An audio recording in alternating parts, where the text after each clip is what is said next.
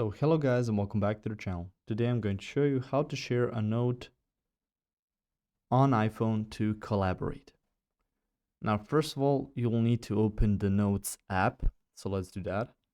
And on there, let's open this note. So on here you can see at the bottom, you can create a checklist, you can add something to it, you can go to the markup part, you can even edit it underneath. You can also go ahead and type something into it if you wish to.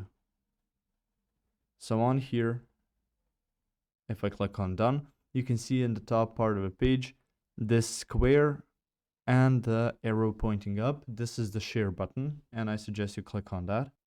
Now on here, once you click the share, you will see your usual contacts. You can see airdrop, mail, reminders, journal, WhatsApp, copy, open in pages, markup, print, save to files, and edit actions. Now through here, you will need to find the option. And first, I suggest you save all of that note on your iCloud if you're using iCloud. Once it's saved there, you will then have the opportunity to collaborate.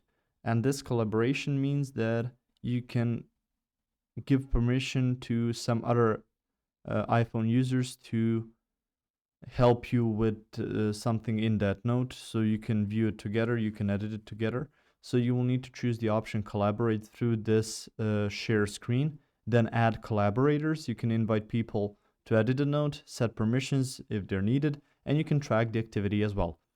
Now on here, just go ahead and choose the collaborate, then add collaborators, edit some permissions if you need to, and that will be it. If you found this information helpful or useful, you can like the video, you can also share the video. You can subscribe to the channel and click the notification bell to get notified about new videos on iPhone or some other topics you might find interesting as well. Thank you very much for watching this video, and as always, I will see you guys in the next one. Goodbye.